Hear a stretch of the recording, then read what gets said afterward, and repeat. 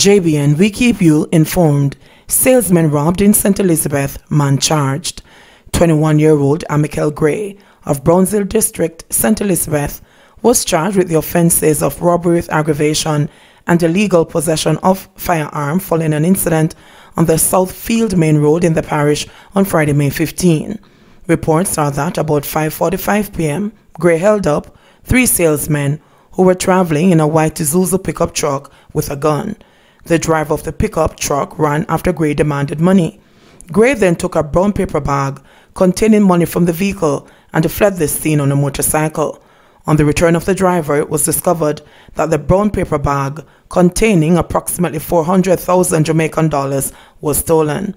Gray was later arrested and charged after he was positively identified on an identification parade. His court date is being finalized. Railway market vendors plea for help after fire leaves millions in losses. Vendors in the railway market on West Queen Street in downtown Kingston spent this morning counting their losses after yet another fire razed the open-air vending area. "We get burn out all the time and we don't get no help at all. And now we're dead, we are go dead. How we are going to manage now?" said one vendor, who gave her name only as Sandra. "Nothing never did go on because of the corona, and it worse now. I would pitney them out go back to school. Mr. Prime Minister and the Ministry of Local Government, we need help now," added Sandra. With other vendors joining her plea for assistance, Sandra pointed to her colleague Movita, who operates 2 shops in the market. "Everything for me gone, and this is not the first, it is all the while. Last week, me trust a barrel for 35,000 and a 7 barrel gone for me. You see them 2 space there, and my 2 buildings that, and that rubble is all me have left," said Movita. "Me borrow loan, me have to pay rent, mortgage, me have to pay partner, everything. I mean, I know what else to do. Andrew Wellness, whosoever watch or read this, you can't do something for we. You never do nothing for we. COVID mash we up, gunshot mash we up, and no fire. Jesus have mercy, man. You must can do something this time. I just poor people sell over here. Me have my grand pitney them, and me too old for go up and road go do certain things, so me I beg on some help," added Movita. Fire investigations on the scene this morning said that they were yet to determine the cause of the blaze. "We got the call about 11:54 p.m. and we dispatched 4 units. When we got here, the place was engulfed in flames, but we were able to get it under control and extinguish it," said Joshua Davis, acting Senior Deputy Superintendent in charge of operations at the Jamaica Fire Brigade. "We could not conclude that it was arson because we have no evidence to prove that," added Davis. But the police are alleging that the market was set on fire by thugs as they made their escape, having engaged members of the security forces in a shootout. According to the police, members of a patrol team were on operation in the section of West Kingston known as the Lizard Town when they came under attack by a heavily armed group of men. The police patrol team was reportedly pinned down for more than 10 minutes before personnel from 6 police divisions and members of the Jamaica Defense Force responded. It is further reported that the police and military personnel who responded were met with gunfire by the heavily armed men who set fire to the market while making their escape. 3 years after, woman makes wish, San Myrna delivers wheelchair. 3 years ago, Waterhouse resident Sophia Sutherland requested a motorized wheelchair to help her to get around the community. Last Friday, her dream came true and tears were for a moment the only language she could find to express her unbridled joy. Aged 34, Sutherland has used a wheelchair all her life. She was born with both legs deformed. San Myrna, local paper product manufacturer, through its foundation and in tandem with the JUTC and the non-profit Inspire to Empower, handed Sutherland her dream chair, valued at US $8,000 or 1.15 million Jamaican dollars, at a brief ceremony at the Halfway Tree Transport Center. The chair is operable for 24 hours on full charge.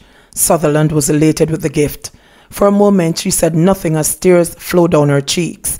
"Right now, I don't have enough words to say how much it is appreciated," Sutherland said after test driving her wheelchair.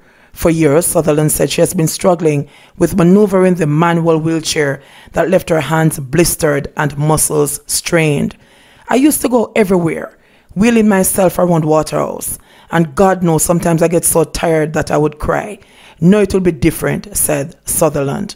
In 2017, at another San Myrna Foundation event, Sutherland had sought help from the company's directors to address her greatest need at the time.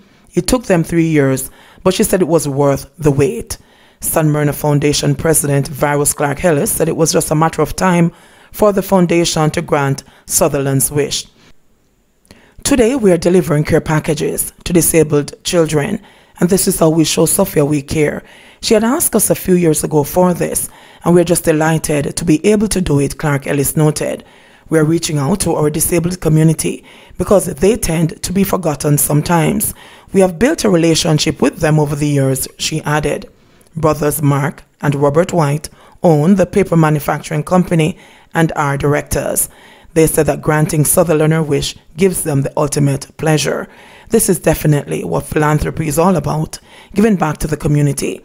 Today, we are very happy to have made Sophia happy also, Robert said. Her tears were tears of joy. It is the role we want to continue doing by sharing some of our blessings with others who are less fortunate, he said. Thieves rob wholesale of $5 million. The operator of the St. John's Wholesale Liquor and More Limited suffered a multi-million-dollar break-in late last month, according to proprietor Marlon Morris. On Friday, May 29, he securely locked up the business. Upon returning to work the following morning, he discovered that thieves gained entry by breaching the door to the front of the building on St. John's Road, St. Catherine. The police were contacted and checks revealed that the thieves made off with phone cards, liquor, and cash totaling $5 million. Morris said that the weekend heist was the second major hit on the 12-year-old business in 2020. This year has brought the greatest struggle, said Morris. The beleaguered businessman said that he hopes foreclosure as the first matter is still being investigated. Meanwhile, he has sought to reinforce his business with tougher security measures in place. St. John's Wholesale currently employs 13 persons. The Spanish Town Police Station is conducting investigations. Stewards aren't racist, says JHTA's Robinson. Jamaica Hotel and Tourist Association President Omar Robinson has lambasted critics who have launched a social media campaign targeting Sandals hotel moguls Gordon Butch Stewart and his son Adam. Butch is chairman of Sandals Resort International, while Adam is deputy chairman. Robinson drew on his personal and professional experience with the Stewarts, saying that opportunities he received enabled him to grow from a young entertainment coordinator through to a hotel manager. The accusations made of racism being associated with the Stewart family and by extension their organizations in no way resemble the individuals and businesses the JHT has been associated with for almost 40 years, Robinson said in a press statement. The Stewart family has and continues to be at the forefront of providing employment opportunities and, in fact, does so with almost 15,000 Jamaican and Caribbean nationals in their employ in a very inclusive manner. The backlash may have been linked to a social media like that many viewed as an approval of Washington's policies. Meanwhile, businesswoman Jean Laurie Chin, who sought to come to the Stewart's defense, also came under fire. Yesterday, she appeared to have closed her Twitter account. 2020's first shipment of Jamaican mangoes heads to the U.S. Exporters Carita Jamaica and Dawson Trading Company sent 2020's first shipment of mangoes to the United States on June 7 after cementing an agreement with international buyer Seasons Farm Fresh. According to Jamaica Promotions Corporation, JAMPRO, the companies will be collaborating to ship mangoes to the U.S. 3 to 5 times weekly until the season ends, which is approximately 4 tons of mangoes per flight. The export of Jamaican mangoes was delayed this year because of the COVID-19 pandemic. JAMPRO President Diane Edwards said the agency is working with the exporters to support them as they increase the availability of Jamaican fresh produce internationally. 6 more test positive for COVID-19.